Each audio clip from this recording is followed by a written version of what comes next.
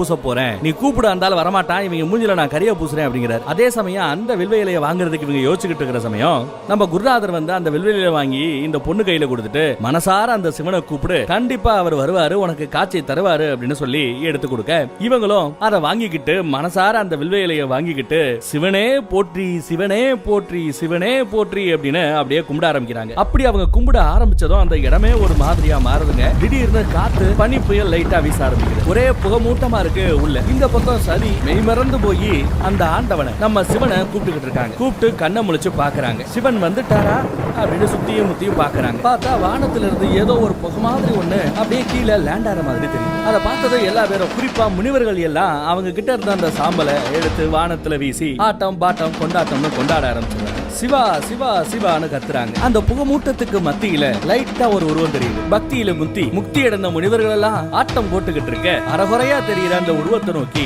நம்ம சதி அப்படியே நடந்து போறான். எதுக்க அரகுறையா தெரியுற அந்த உருவத்துல பாதி உருவம் தான் இவ்வளவு நேரம் தெரிஞ்சுக்கிட்டு இருந்தது. இப்போ ஓரளவு முழு ரூபமும் தெரிய ஆரம்பிக்குது. கையில வச்சிருக்கக்கூடிய அந்த சூலாயுதமும் தெரியுது. நம்ம அரசர் அரசி எல்லா பேரும் மிரண்டு போறாங்க. ஒருவேளை சிவன் வந்துட்டாரோ அப்படின்னு பாக்குறாங்க. பார்த்தா இருட்டா தெரிஞ்ச அந்த சிவனோட முழு சொரூபத்தை அந்த பகல் வெளிச்சத்துல நம்ம சதி முதன்முறையா அந்த சிவனை பாக்குறா. எல்லாரும் அந்த காட்சியை பார்த்து மிரண்டு போய் நிக்க சதி மட்டும் சும்மா கம்பீரமா முன்னாடி மெய்மறந்து நடந்து போறாங்க. இன்னும் பக்கத்துல போனதும் மூடி இருந்த நம்ம சிவனோட கண்கள் திறக்கிறது. ஒரே தடவையா சிவன் சதியை பார்க்கிறார், சதி சிவனை பார்க்கிறார். அந்த பக்கம் சிவனோட முகத்துல புன்னகை, இந்த பக்கம் சதியோட முகத்துல ஆனந்த கண்ணீர் முதல்ல வருது. அதுக்கப்புறம் தான் ஆனந்தம் வெளியில வருது. அதே சமயம் குறுக்கால புகுற நம்ம அப்பாரு இன்னும் நம்ம சிவனை ஏத்துக்க மறுக்கிற. அந்த பக்கம் நம்ம சிவன் என்னதான் உனக்கு பிரச்சனை அப்படின்னு விசாரிச்சா தன்னோட கடவுள் விஷ்ணு தான் பெருசுங்கணும், தான் தான் பெரியவருன்னும், தனக்கு பிடிச்ச கடவுளுக்கு தான் பிரம்மாண்டமான சிலைகளை படைப்பேன் அப்படின்னும் அது இதுன்னு தற்பெருமை பேசிக்கிட்டே திரியிறாப்ல நம்ம தகப்பன். இதுல நம்ம சிவனுக்கு காண்டாயிருது. கோவத்துல என்ன பண்ணிராப்ல, இங்க பாரியா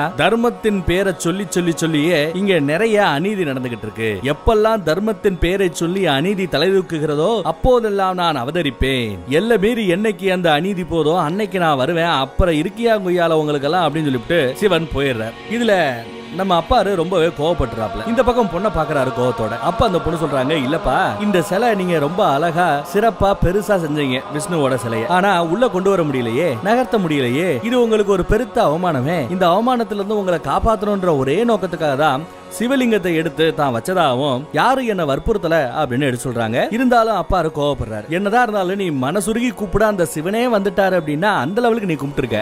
எனக்கு வேண்டாதவன் அவனை நீ கூப்பிட்டு என் வீட்டு வாசல் வரைக்கும் கொண்டு வந்திருக்க. இதுக்கு தண்டனை உனக்கு இருக்கு அப்படிங்கிறார். அதுவும் என்ன மாதிரி தண்டனை தெரியுமா? 1,00,000 தாமரை மலர்கள்ல விஷ்ணுவோட நாமத்தை எழுத சொல்லி, அதுவும் எத்தனை தடவை 1,00,000 தடவை எழுத சொல்லி தண்டனை